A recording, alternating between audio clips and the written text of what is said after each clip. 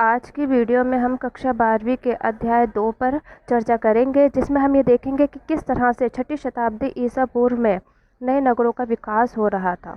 और जिन नगरों का विकास हो रहा था वो कहीं ना कहीं व्यापार से संबंध रखते थे। तो आइए अब हम देखते हैं कि वो किस तरह से व्यापार से संबंध रखते थे और किस तरह से उनका विकास हो रहा था। सबसे पहले तो हम ये देखेंगे कि 6ठी शताब्दी ईसा पूर्व में जितने भी नगर का विकास हो रहा था, उनमें से ज़्यादातर नगर जो थे वो महाजन पदों की राजधानियाँ थे। और ये जो नगर थे ज़्यादातर संचार मार्गों के किनारे बसे हुए थे, यानी कि जहाँ से आसानी से आया जाया जा सकता था, ऐसे किनारों पर ये नगर बसे हुए थे। सबसे पहला उदाहरण हम लेते हैं पाटलिपुत्र का। पाटलिपुत्र नदी मार्ग के किनारे बसा हुआ था। वहीं उज्जैन जो था वो भूतल मार्गों के किनारे बसा हुआ था, यानी ज़मीन मार्ग के किनारे बसा हुआ था। इसके साथ ही हम ये भी देखते हैं कि जो पुहार है, पुहार जो था वो समुद्र तट के पास बसा हुआ था, जहाँ से समुद्री मार्ग आराम से और आसानी से हो जाता था। और यहीं से पुहार से ही समुद्र व्यापार आरंभ हुआ था। इसके बाद हम मथुरा देखते हैं। मथुरा और भी जैसे शहर थे, इसके अलावा और भी जो शहर थे वो कहीं ना कहीं व्यवसाय और संस्कृति और राजनीतिक गतिविधियों से जुड़े हुए थे। इसीलिए ये जो नगर उभर कर 6ठी शताब्दी ईसा पूर्व में हमारे सामने आ रहे थे, उनका कहीं ना कहीं व्यापार से संबंध था। और व्यापार होने की वजह से और संचार माध्यम होने की वजह से ही ये नगर विकसित हो रहे थे और इस समय में इस तरह के नगरों का विकास हुआ। अब आगे हम ये देखेंगे कि इन नगरों के अंदर किस तरह के लोग निवास करते थे। इनमें ज़्यादातर जो निवास करने वाले लोग थे वो संभ्रांत वर्ग और शिल्पकार थे, जो इन नगरों के अंदर रहा करते थे। और जिन नगरों के अंदर शासक वर्ग और राजा रहा करते थे वो अपने नगरों को किलेबंद करके रखा करते थे, यानी कि किलेबंद यानी वो नगर के चारों ओर एक दीवार से करवा देते थे, ताकि वो नगर पूरी तरह से सुरक्षित रहे बाहरी आक्रमणों से। इनके बारे में जो हमें जानकारी मिलती है वो हमें पूरा अवशेषों के आधार पर मिलती है। अब ये पूरा अवशेष क्या होते हैं? पूरा अवशेष वह पुराने अवशेष होते हैं जो उस समय के प्राप्त होते हैं खुदाई से या उत्खनन से।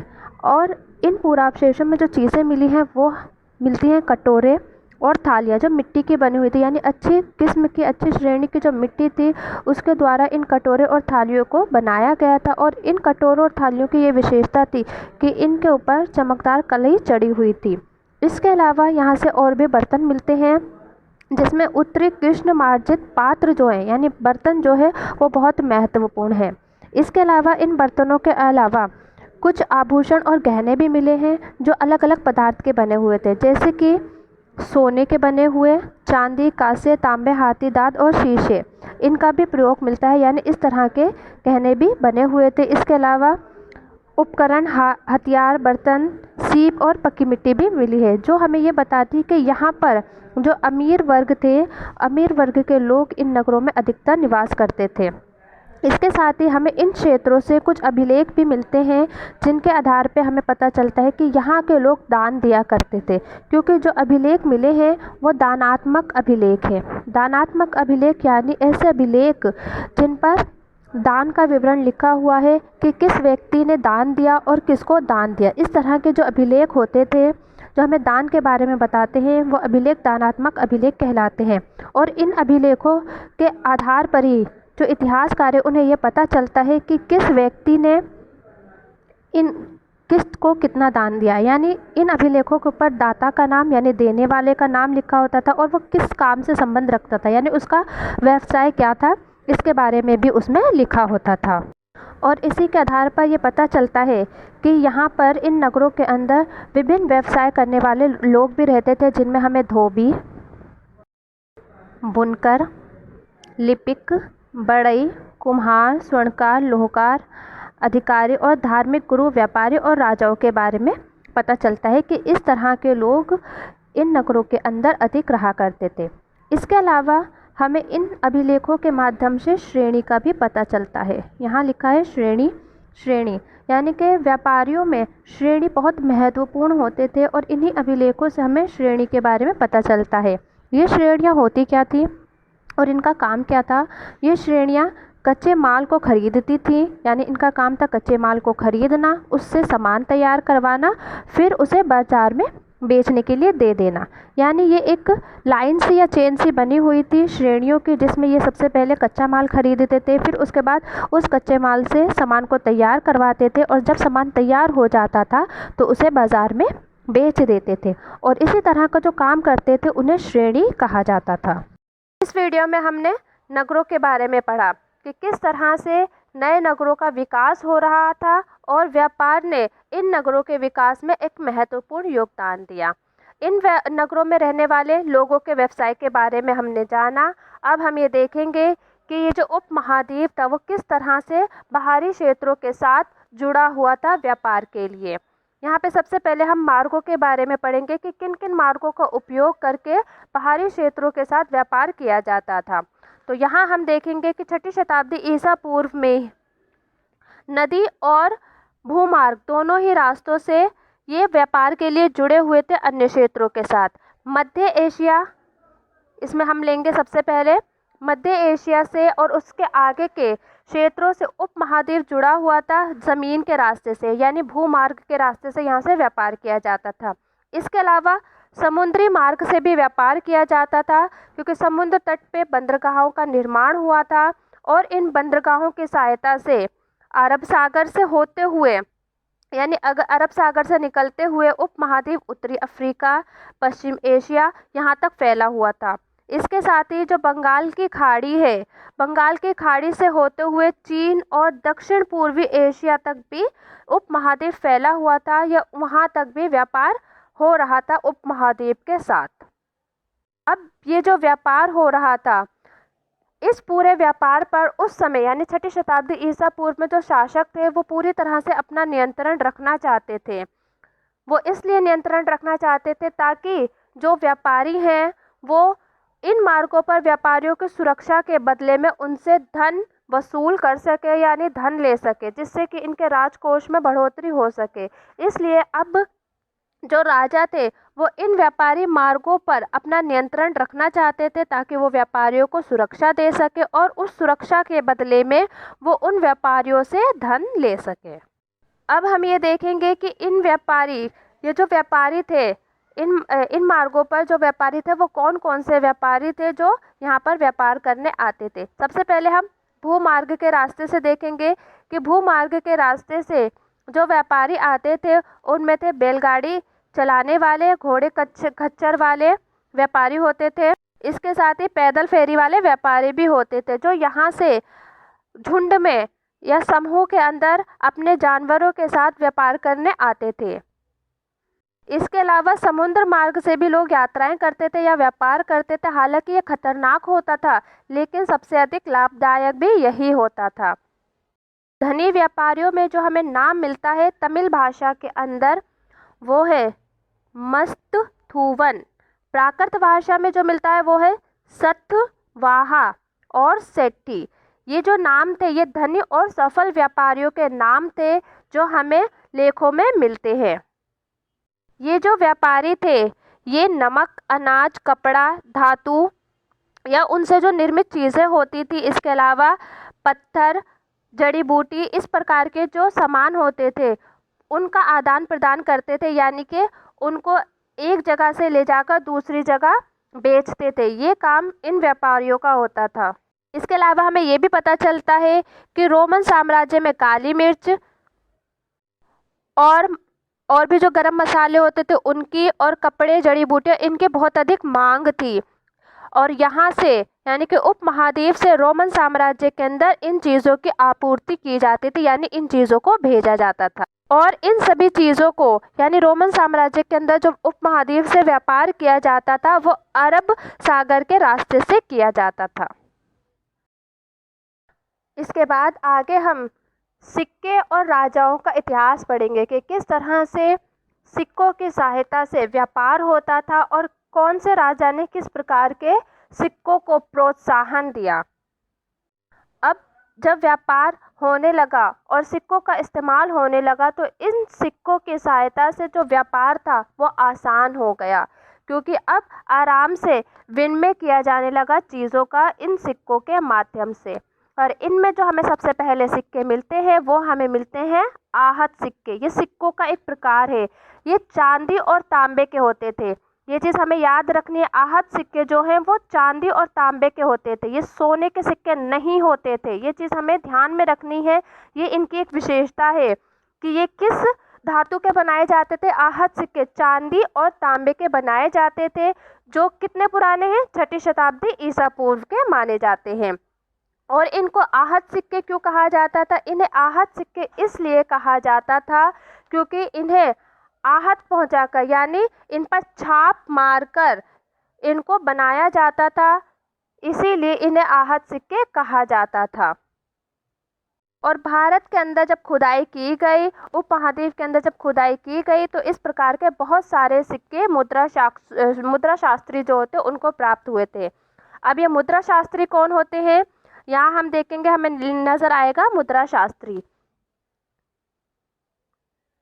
मुद्रा शास्त्री वो होते हैं जो मुद्राओं का अध्ययन करते हैं, यानी उत्खनन या खुदाई में जो हमें पुराने सिक्के मिलते हैं, पुरानी मुद्रा मिलती है, उनको देखकर जो उनका अध्ययन करते हैं और उनके बारे में जानकारी प्राप्त करने की कोशिश करते हैं कि ये कितने साल पुराने हैं, कौन सी धातु के बने हुए हैं, इन पर क्या लिखा है, किस प्रकार की आकृति बनी हुई है, यानी पूरी तरह से जो उन सिक्कों का अध्ययन करते हैं या उन मुद्राओं का जो अध्ययन करते हैं, उन्हें कहा जाता है मुद्रा शास्त्री। और इन मुद्रा शास्त्रियों ने जब इन्हें आहत सिक्के मिले तो इन्होंने इनका अध्ययन किया। अध्ययन करने के बाद अब मुद्रा शास्त्रियों ने ये जानने की कोशिश की ये आखिर किस वंश से संबंध रखते हैं। उन्होंने, यानी मुद्रा शास्त्रियों ने, जब मौर्य वंश और अन्य जो राजवंश थे उनके निशानों के साथ, जो सिक्कों पर बने हुए निशान थे, उन निशानों के साथ इनका मिलान किया, तो उनको ये पता चला। ये मिलान करने के बाद ये जो सिक्के जारी किए गए थे, यानी आहत सिक्के जो जारी किए गए थे, वो राजाओं के द्वारा जारी किए गए थे। और आगे चल के जब मुद्रा शास्त्रियों को और भी विभिन्न प्रकार के सिक्के मिले, तो उन्हें ये पता चला कि शासकों की प्रतिमा, यानी शासकों की तस्वीरों या प्रतिचित्र के साथ और उनके नाम के साथ जो सबसे पहले सिक्के बनाए थे, वो बनाए गए थे हिंद यूनानियों के द्वारा। यानी हिंद यूनानियों ने सबसे पहले ऐसे सिक्के बनाए थे जिन पर उन्होंने राजाओं की प्रतिमा और नाम लिखवाने शुरू किए थे। और इस तरह के जो सिक्के पाए गए हैं वो 2री शताब्दी ईसा पूर्व के पाए गए हैं। और मुद्राओं का अध्ययन करने के बाद मुद्रा शास्त्रियों को ये भी पता चलता है कि सोने के सिक्के सबसे पहले जिसने बनाए थे वो थे कुषाण राजा। यानी कुषाण राजाओं ने सबसे पहले 1ली शताब्दी ईस्वी में सोने के सिक्के बनाए थे। और जब इनका अच्छी तरह से अध्ययन किया गया तो मुद्रा शास्त्रियों को ये पता चला कि इन सिक्कों का, यानी जो कुषाणों के द्वारा सिक्के बनाए गए थे, ये पूरी तरह से किसके समान थे? रोमन सम्राटों के द्वारा जो सिक्के बनाए गए थे उसके जैसे थे।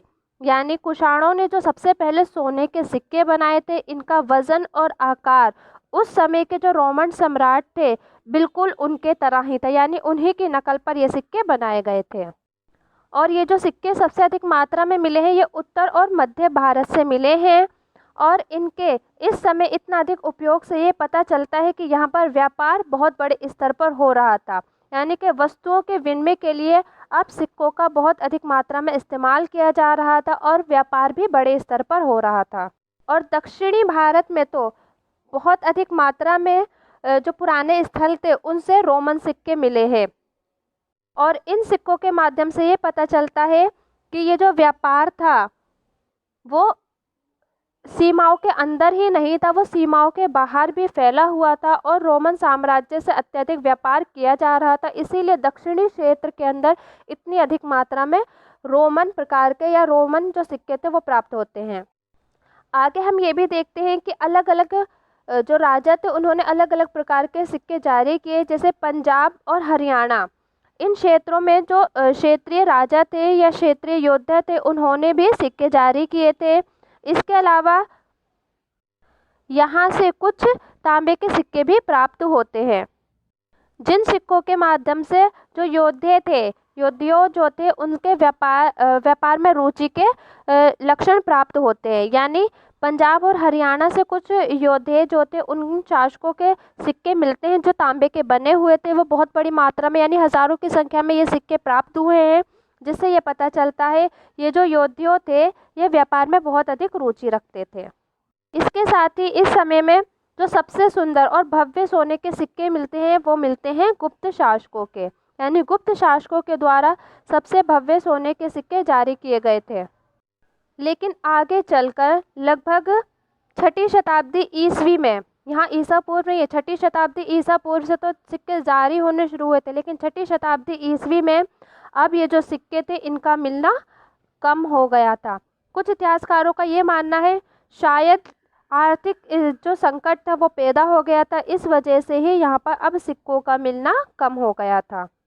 कुछ इतिहासकारों का ये भी कहना है इस काल में माना कि 6ठी शताब्दी ईस्वी में सोने के जो सिक्के थे उनका मिलना तो कम हो गया था, लेकिन हमें अभिलेखों और ग्रंथों में जो 6ठी शताब्दी ईस्वी के अभिलेख और ग्रंथ थे उनमें हमें समान रूप से इनके बारे में लिखा हुआ मिलता है। और इसका मतलब इतिहासकारों ने इससे लगाया कि शायद हो सकता है कि इसीलिए सिक्के ज़्यादा प्रचलन में थे, लोगों ने इनको इकट्ठा करके या संग्रह करके नहीं रखा होगा, और इस वजह से ही ये अब इस समय में अधिक मात्रा में हमें प्राप्त नहीं होते। हमारे सामने कुछ यहाँ पे चित्र दिखाई दे रहे हैं, जैसे ये क्या है, ये हमारे सामने आहत सिक्के हैं। जैसे हमने पहले बताया था, आहत सिक्के जिन पर चोट पहुंचाकर या आहत पहुंचाकर उन सिक्कों को बनाया जाता था या ढाला जाता था, उन सिक्कों को आहत सिक्के कहा जाता था। ये उसी प्रकार का एक सिक्का है। इसके अलावा हमारे सामने मौजूद है ये योद्धे सिक्का, जो हमें पंजाब और हरियाणा के क्षेत्र से मिलता है, जो हमें ये बताता है कि जो योद्धे थे वो भी व्यापार में रुचि रखते थे, इसीलिए उन्होंने इस तरह के सिक्के बनाए थे। देखिए यहाँ पे हम ध्यान से देखेंगे तो यहाँ पे हमें योद्धे का चित्र और इन के ऊपर, उन सिक्कों के ऊपर मौजूद मिलता है। अब नीचे यहाँ हमारे सामने गुप्त शासकों के सिक्के थे। इन्होंने सबसे अच्छी किस्म या सबसे बढ़िया किस्म के सोने के सिक्के बनाए थे, ये हमने पहले पढ़ा था। तो ये हमारे सामने कुछ सिक्कों के प्रकार हैं जो हमें उस समय के मिलते हैं।